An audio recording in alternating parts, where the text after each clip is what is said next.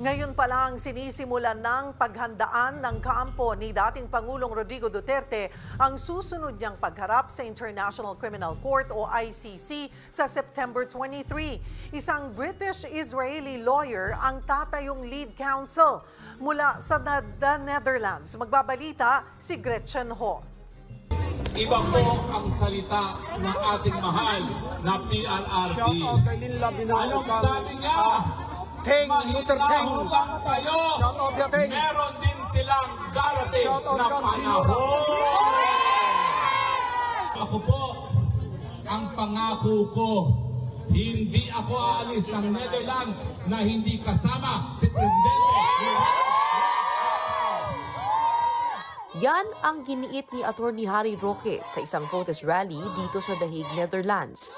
Dinaluhan niya ng mga Pilipino mula sa iba't ibang sulok ng Europa tulad ng UK, Switzerland, Germany at Belgium bilang pagsuporta kay dating Pangulong Rodrigo Duterte. Marami naman ang nagulat nang biglang sumipot sa The Hague si Roque matapos mawala sa mata ng publiko nitong mga nakaraang buwan. Aampunin niyo ba ako? Ang hindi alam na mga bangag dito sa Europe, bali wala ang kapangyarihan mo. Dito sa Dahig, ito ang sentro ng karapatang pantao. Net-net mo, hindi mo ko makukuha dito. May nakabinbin na arrest warrant si Roque sa Kamara matapos na bigong magsumite ng financial documents kasunod ng pagkakadawit niya sa Pogo operations. At si Roque na minsang ipinagdiwang ang pagsali ng Pilipinas sa ICC noong 2011, kinikwestiyon naman ang jurisdiksyon ng korte.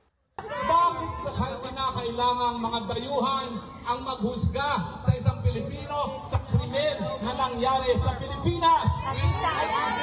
Ang sabi nga ni Presidente nung siya'y hinuhuli, mas ninanais kong mamatay kesa husgahan ng mga dayuhan.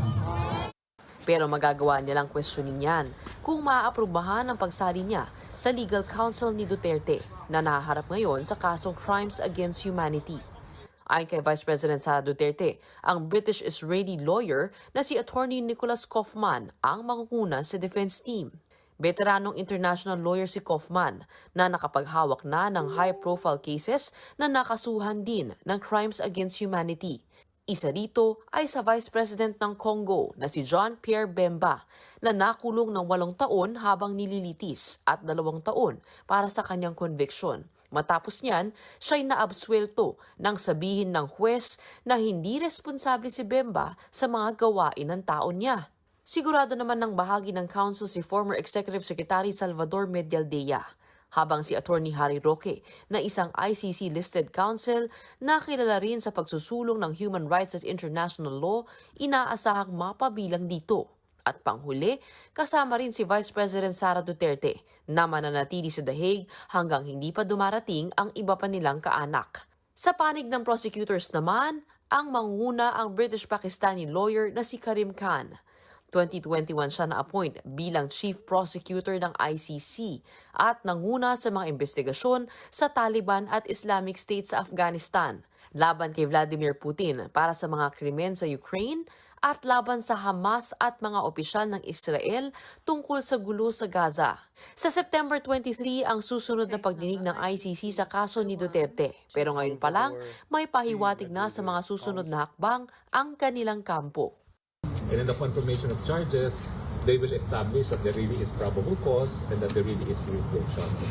I will also bring the issue of the illegality of the arrest, of the former president. Yes. That should lead to the court losing its jurisdiction.